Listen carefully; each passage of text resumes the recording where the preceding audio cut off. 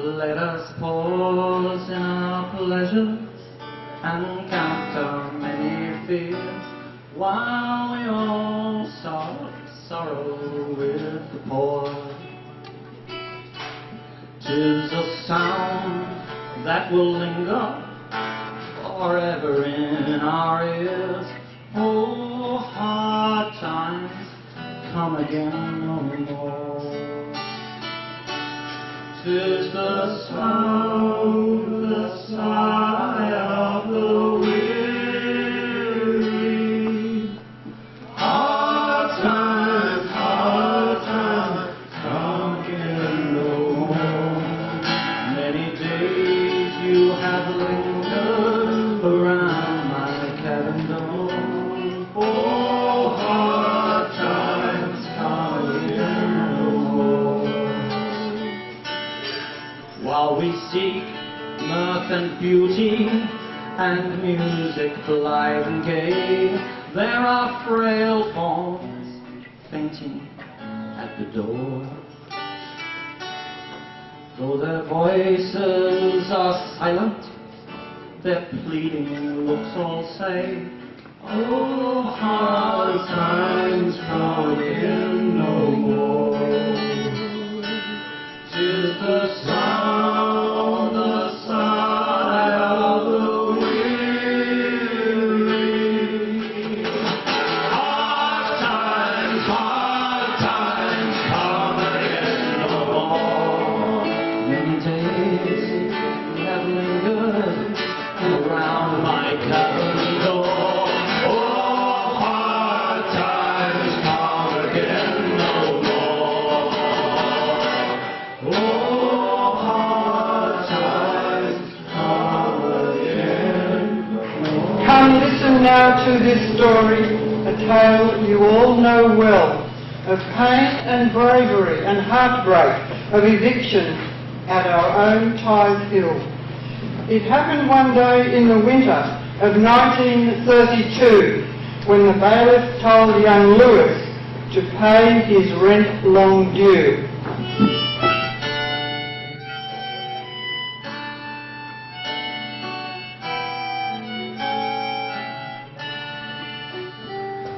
Its pleasures and palaces, though we may roam, be it ever so humble, there's no place like home. A charm from the sky seems to hallow us there, which seeks through the world is never met with elsewhere. Home, home, home, sweet, sweet home. There's no place like home. There's no place like home. Mr. Lewis Wood at 30 Clara Street, TIGHES Hill. Wood, I'm here to serve you with an eviction notice. You're to vacate the premises 30 Clara Street by 4 p.m. on the 14th day of June 1932. Oh, come on, have a heart. Give us more time to look for work. I'm out there every day looking for a job. There are none to be had. And stroke, then I come home to a sick missus and 4 starving little... Mr. Wood, this is your final notice. You have to vacate the premises as ordered. Please, bailiff, I need more time. Just a couple of months would set us right. Be advised, Mr. Wood, if you fail to comply, I have the authority to forcibly remove you from the house. This is that's your notice to quit. I fought in the Great War for king and country. What's the government doing to help battlers like us? We deserve a hell of a lot better than this. I went out to fight for my country, and this was my country's reply. Soon, soon, they gave me a big bowl of soup. Soon, soon, they gave me a big bowl of soup.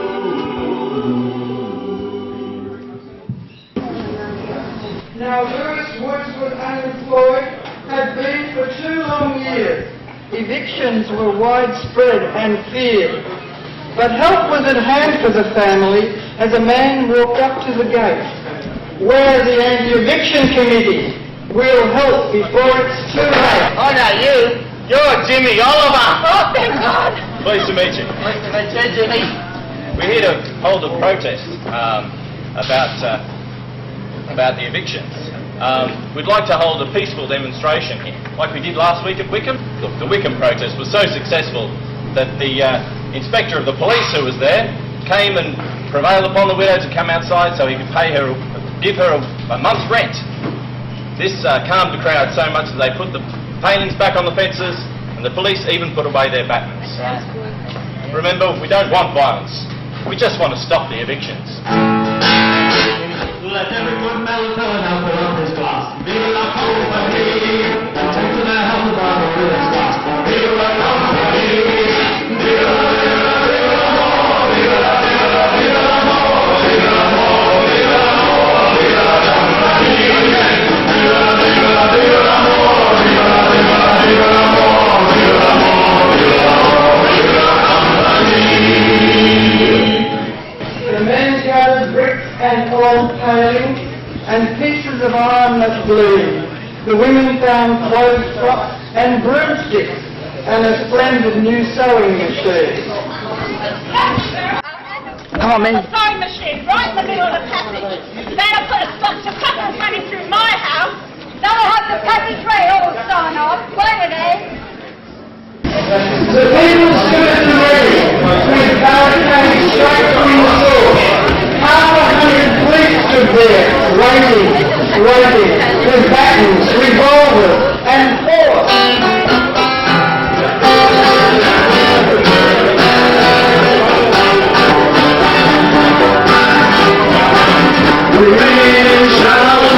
We shall not be moved. We shall not be moved like a tree that stands by the waterside. We shall not be moved. We'll stop all these evictions. We shall not be moved. We'll stop all these evictions. We shall not be moved. That's like a tree that stands by the waterside.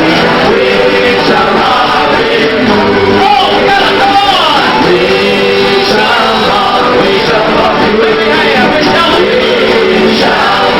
We shall not be moved like a tree that stands by the waterside. We shall not be moved.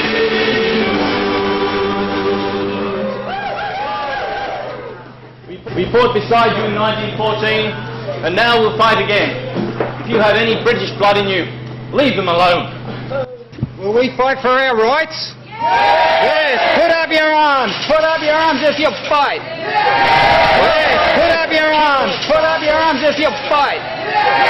We'll fight the capitalist bastards.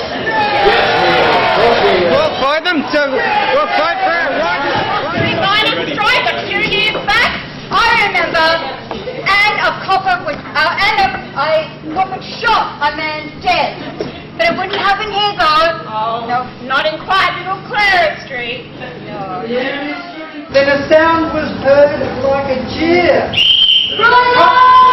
The cops had broken the paling. They were into the house from the rear. The police bashed their way into the house from the rear with batons flailing, only to find their way blocked by a sewing machine which was thrown aside. 4 shots rang out and the crowd screamed. 4 shots rang out and the crowd screamed.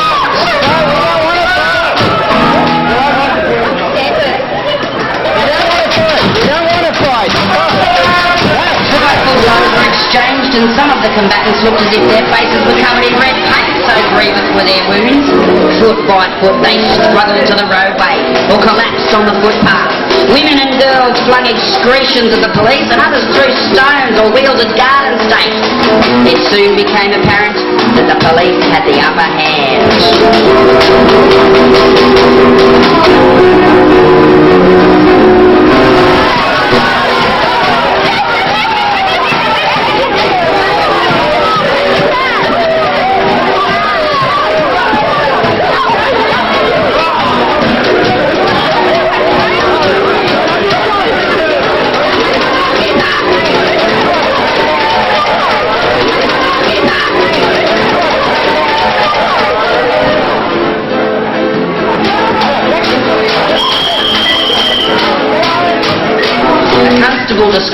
men had locked themselves in an outhouse and speedily ejected them.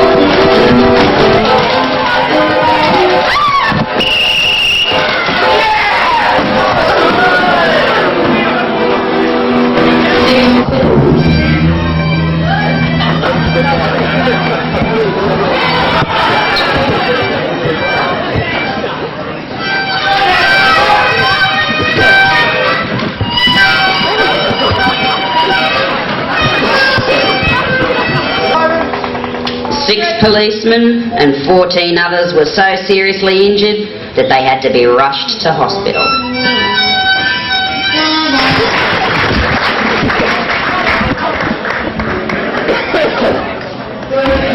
Men were arrested and charged with running the law, overpowered with guns and with batons, but their spirits were broken no more.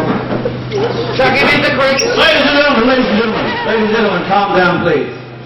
Look, we shall have justice in this. Justice, it is an elusive thing. Philosophers have tried to define it, and lawyers have tried to formulate it, and plain men like you and I hunger for it. And when society is afraid, as many of you are now, society and justice have a stormy time. Please, let us calm ourselves, let us sing. Mr. Baker, hymn number 100. The Lord's my shepherd, I'll not want. He makes me down to lie in pastures green. He leadeth me from wild waters by.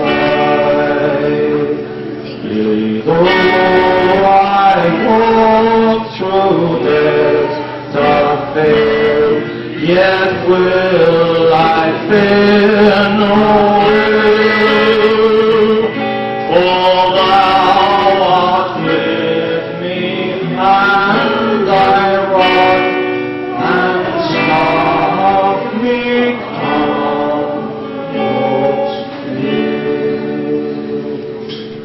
That spring morning, the wives and the children in shock. The crowd loudly cheered as they entered. The police were first in the dock. Thank you. Good morning to you. Good morning to you. Would you take a chair, please? Mr. Oliver in the dock, please. All rise in the court, all be upstanding, please. Be seated.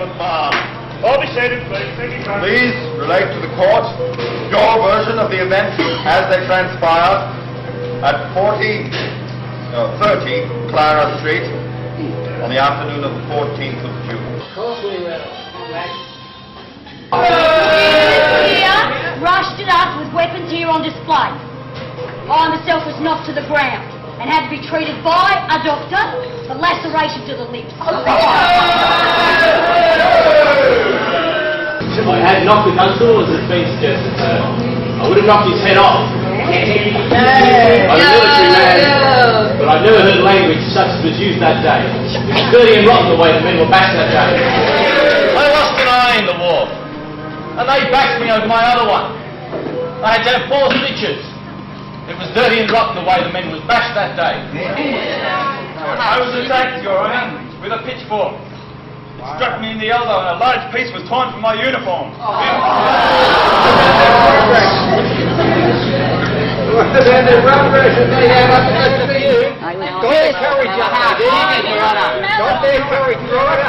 I was just walking across the street and they grabbed me, they threw me in the van, they Order in my court. I've been living ever since. Remove that man. And I'll trust you.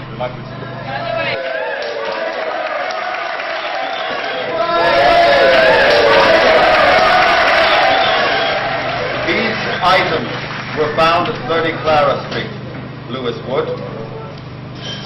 Can you tell the court what they were used for? Please, Your Honour, the longer sticks are for supporting my chrysanthemums.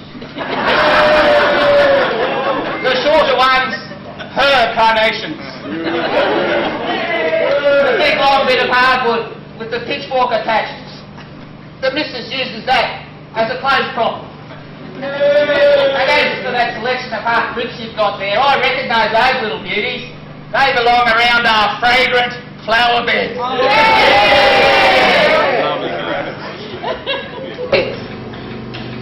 And the hammers? We borrowed them to mend our shoes. Your Honour, a man needs sturdy boots to look for work, and when he's lucky enough to get a job, then and only then can he pay the rent and put proper food on the table.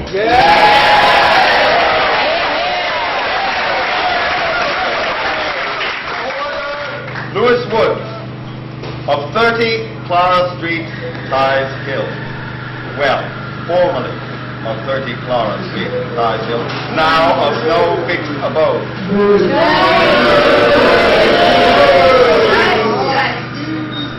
You have been charged on 3 counts: assault occurring bodily harm, assaulting a constable in the execution of his duty, and obstructing the police in the execution of their duty at Tighes Hill on the 14th day of June, 1932. How do you plead? Not guilty, Your Honour. Trial, and retrials came later, and into the following year, evidence sifted, discarded, and then the judge made his thoughts quite clear. This is a case rarely seen in our courts. A case where men who have suffered hardship have joined together in a common cause. It is a remarkable thing that in these distressing times, that the community of Newcastle has somehow banded together and shown the greatest credit. I can only remember one instance of assault and robbery come before me in the past 2 years. In Newcastle, we are dealing with a community with a high regard for law and order. It is my opinion that the trouble started at the back of the house. But of course, that is for the jury to decide. Now, as well as the accounts of the accused, we have previous accounts of brutal treatment from the police.